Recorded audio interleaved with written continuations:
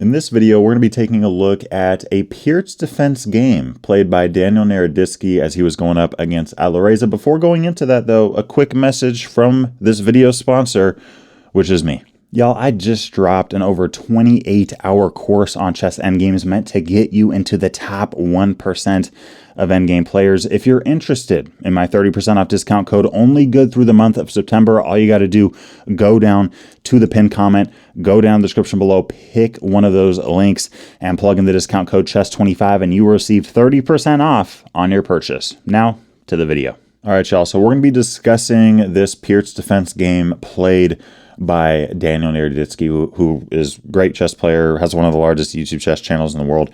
It actually doesn't start out with a Pirc defense, though. It starts out with a modern defense. Here we have bishop g7, d6, and now the move of knight f6, transposing into the Austrian attack against the Pirc. And I've been considering going for the FM and IM titles, so I've been taking a look at curveball options coming out of the modern defense instead of going into the hippo every single game to make myself less predictable and put my opponent in a position where they're not prepared for the theory. And this is something that I've been looking into.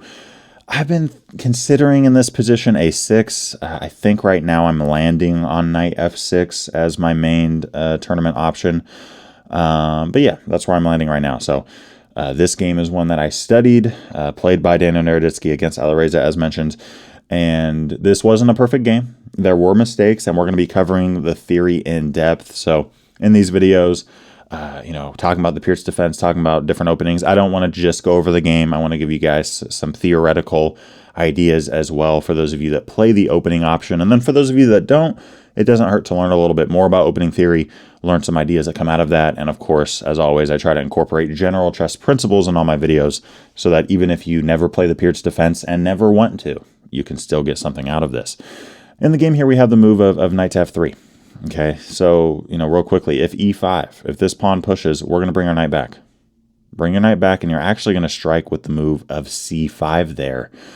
And there's a lot of ways for white to go wrong in this type of position. We covered some of them in my previous video on the Pirc defense, in which case Magnus Carlsen, played against the Austrian Attack, and I will leave a link to that in the description below. But this is one of those positions where you really got to study the theory, plug this into the engine, right? Plug it into the engine, see what the engine comes up with. I do want to mention that if white takes on c5, if white takes here, we're taking on e5.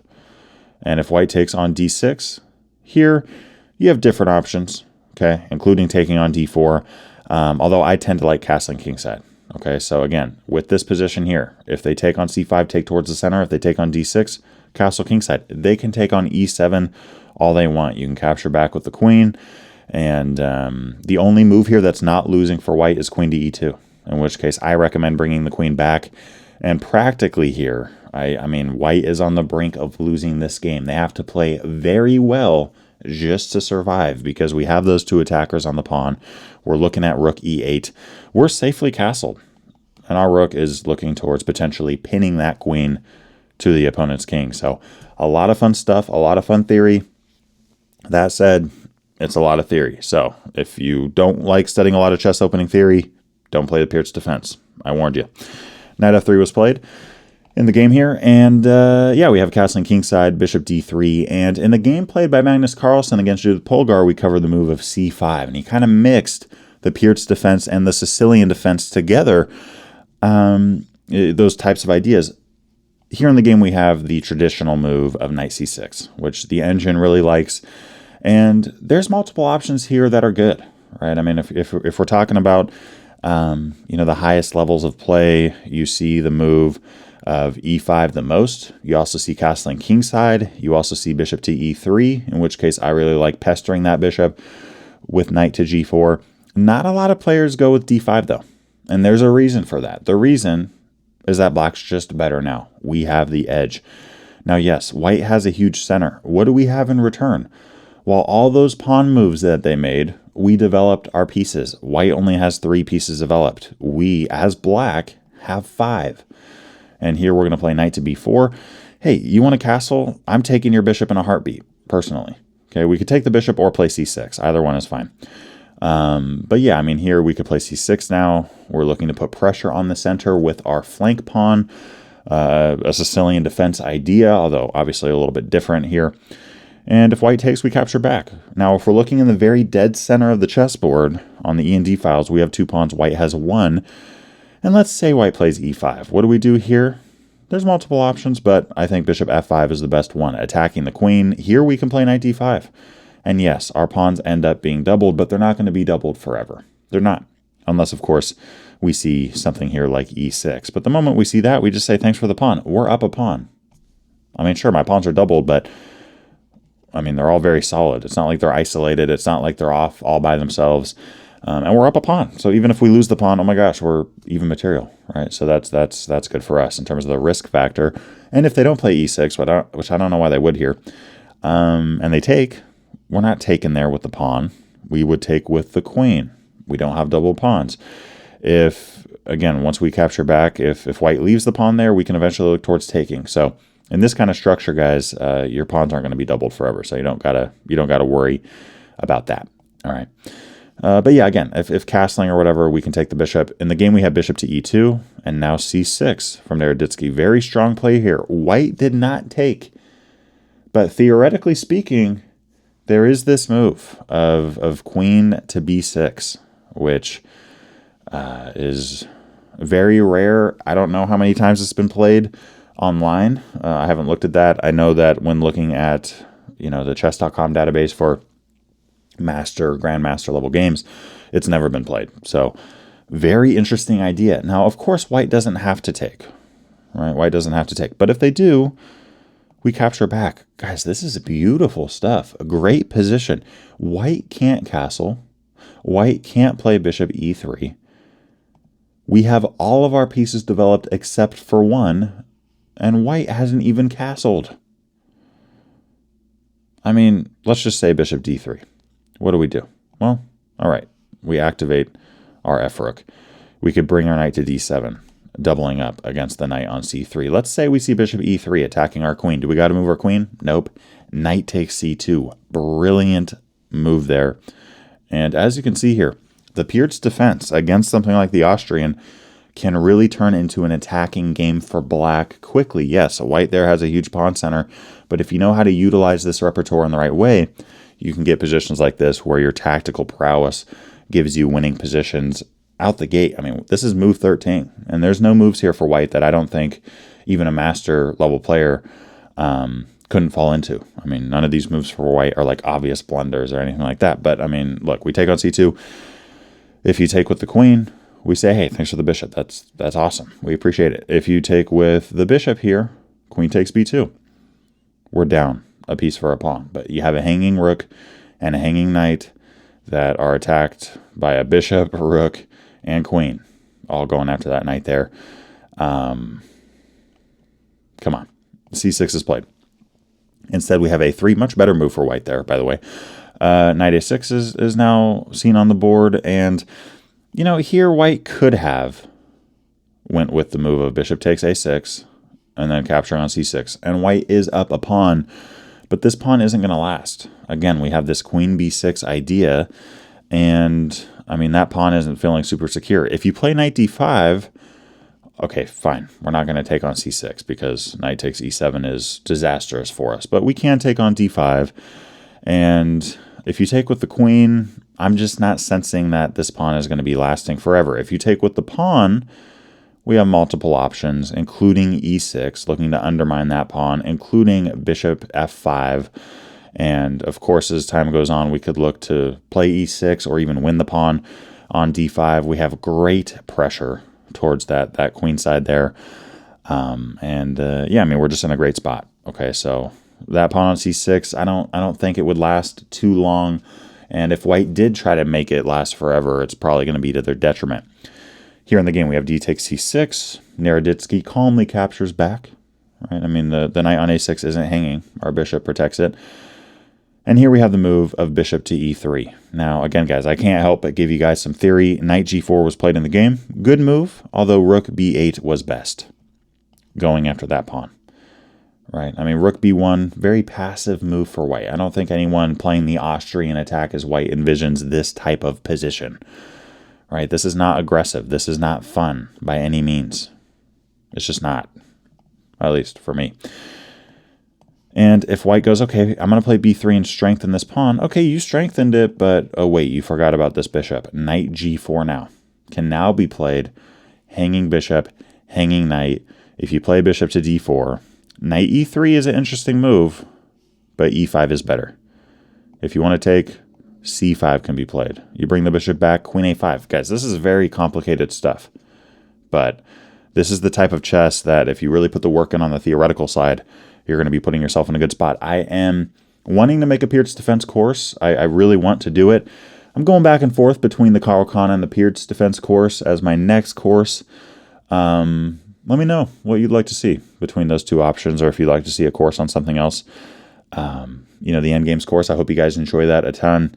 Endgames are really that part of chess that not a lot of people want to do, but you know, I do think that it's what you need to improve as a player. Endgames and tactics. I put those side by side in terms of importance for a beginner player improving. All that said, here, queen d2, right? If queen d2, defending the knight, how can we activate our pieces here? This is an instructive position. I know that this wasn't reached in the game, but just remember, for those of you that play a Fianchetto opening, Hippo Defense, Pirc Defense, King's Indian, Owen's Defense, King's Indian Attack. What else is there? I mean, I don't know if I mentioned the Pirc yet. There's a bunch of openings. All right, there's a bunch, in which case you have a Fianchetto. Just remember, your bishop's not stuck here. Your bishop's not stuck here. You can always bring your bishop to a6, c8, h6, or f8. Here, bishop h6, incredible move, attacking the queen. And, gosh, I mean, if the queen runs, for example, c4, where are you going to go? If you take with the queen, we attack your queen again. We're then going to have all 8 of our pieces developed. If you go, okay, I'll take with the pawn there, we could look to, I mean, first off, just have a moment of silence for white's pawn structure. On top of that, take on e5 calmly here. We're not worried about this diagonal not being active because our bishop's not there now. And, I mean, we're preventing white from castling queenside. If white tries to castle kingside there, we just have a great position. White's only up 1 pawn, and yeah, I mean, there's a lot of ways of going about a position like this. We could take on f2 and then play queen b6 with check. Knight c5 is not as an option there, and white's pawns are just way too weak at the end of the day. So this is a position in which case white is not where they want to be in terms of activity and attacking play. So bishop e3 there, okay, instead of rook b8, seeing what white will do there. I do think rook b8, rook b1 is an improvement for black. That does give us a better position than the position we have right now. We instead see knight to g4, bishop d4, and now e5. Black here still playing at a very high level, still a great position for us overall. We're sitting at even material. We have queen e7, engine move there against h3, another engine move, rook to d8. And here bishop d3 is played, and another engine move here from black, knight f6. Very instructive chess. Now, I was thinking about knight h6. Sometimes we see that in these types of positions where you have a fianchetto, because if you put your knight on g4 and then h6, you already have a pawn there, and you're able to launch with f5. And that can be a good idea. Maybe you're going to go f6 and tuck the knight and bring it over. It depends on what system you're playing. However, here, let's think about this for a second. White played h3, and they don't have a pawn on f2. They don't have a pawn there. Why is this important? Well, it's important because g3 is weak. And if we play knight h6, we're not going to be able to get our knight there. But if we play knight f6, we can. We can look towards that spot. I mean, in the game, queen e2 was played. Knight h5 was the engine move. We didn't see it. We instead saw knight to c5. Bishop c4 was played. We didn't see the engine move of knight h5. We instead saw knight to e6. But soon enough, black did end up playing knight h5, going after that hole, going after that over that outpost that white simply has no pawns defending. Right? No white pawns defend that square. And with queen f2 played in the game, Now you're having to use your queen to stop our knight from jumping in there. That's not what white wants. White doesn't want to babysit the knight with their queen. Right? This is pressure. Pressure is good. If you're looking at a position like this and you're going, yeah, I could threaten a fork, but then they stop it. Okay, what other tactics do I have? Hold up. Wait a minute. Think about the fact that you are adding pressure. Against a good player, you're not going to wipe them off the board. You're not going to. You're going to have to add pressure and slowly add that flame to the fire. Okay. Rook a b8 was played here. We have b3, and now knight f4. That's another great thing about this knight on h5. You take away g3, cool. Knight f4. One of the best attacking squares for a knight on the king side, if not the best, when we're looking at chess opening theory overall. And, okay, if white takes it, okay, you doubled our pawns, which first off, I'm not that worried about it because double pawns aren't always bad. But really here, I love this because our bishop is now an incredibly active piece. Your knight's hanging. You run away with your knight? Okay, thanks for the rook. You try to directly defend it? You can't. There's no safe square for this queen to directly defend the knight. And if you play e5, bishop c4 here was the engine move. Like, what in the world is going on here? Apparently, I mean, this is just a winning move. I mean, there are other options available, but they're all kind of crazy. I mean, this is the best move. This is the second best move. And this is the third best move. By playing bishop c4, white cannot castle kingside. White cannot castle queenside. And we're doubling up against that pawn. How does white add defense to it? You can't. The queen has nowhere to go where she can safely guard the pawn on e5. And if you take our bishop, which is the engine move, we take on e5 here. We're going after a hanging knight on c3. And, I mean, the best thing white could do here is just castle and accept the fact they're about to go down material. Because if you take, we throw in a check, and you're still going to lose your knight. Unless, of course, you save your knight, but then lose your rook. And then lose your knight anyways. So, crazy move there. I mean, that idea of playing bishop to c4 with the knowledge that you're going to get that piece back is incredible stuff. But okay, white here, Alireza, strong player. He's not going to take that knight. We see the move of g3. Going, yeah, just get out of here. I will say g3 was a blunder, though. Okay, g3 was a blunder. Turns out the best thing white can do is just start hobbling away with that king. King f1. What's the problem with castling? Not knight takes h3, because then we just lose our knight and we don't get the queen, but bishop takes h3. Now if you take, we have a fork. We're good. And if you take the knight, okay, go ahead, take the bishop all you want. c3 is hanging again. So this is a terribly difficult position for white. King f1 and just basically hobbling over there while keeping the rook on h3 is the best thing white can do. But we see the move of g3, and here black misses. Rook takes b3. I mean, in a lot of ways, I do think this is an easier move to find than bishop c4, but it's still incredibly, I mean, when I first saw that move of rook takes b3, I was very confused. Here's the idea, right? You take our rook, guess what? d3 just opened.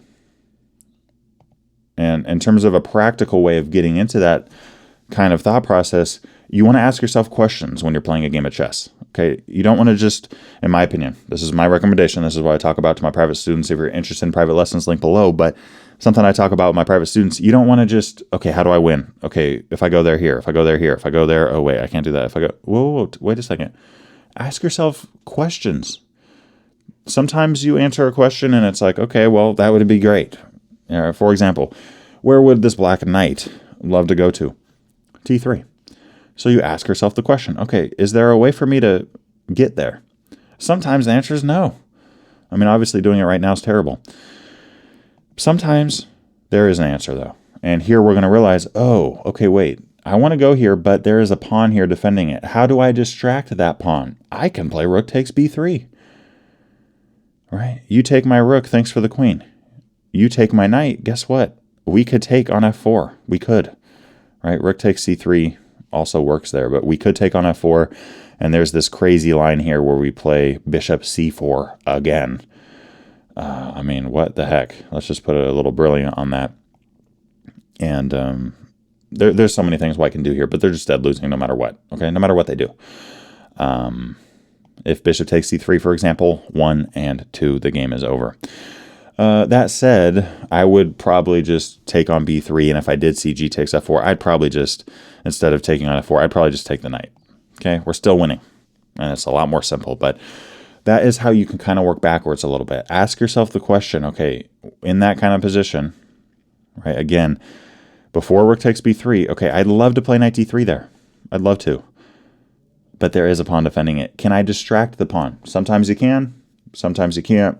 But just ask yourself the question, and that can help you see some more tactical opportunities. In the game, though, we instead of rook takes b3, we see the move of knight d5, which the engine calls this a miss. We're still better. We're still over -1. And it's still complicated. Still complicated. I mean, by doing this, we're going after the hanging knight. We're attacking the bishop. We're putting a lot of pressure on the white side. And white ended up taking, in which case Naroditsky takes back with the pawn. Pawns side by side are extremely dangerous, especially when there is no pawn in front of them. These pawns are wiping out half of the 4th rank, and they're wiping out the center and the flank squares on the 4th rank. Right? E4 and D4 are both options that we can consider, and there's really not much white can do to stop them forever. You just can't. I mean, there's different things white can try to do, like attack our queen. If we see that, we could just play queen c7 and make another threat. But castling kingside is played, and we see the move of d4 in the game. Bishop g5, f6, knight e4. And here, the engine likes taking on g5. Okay, whole idea being, no matter which knight you take back with, bishop d5 is an option there. Instead, we see bishop d5 right now, and that allows white to take on f6, capture again. And here they could have played rook a e1, really barreling down on that pawn on e5. But instead we see the move knight h2.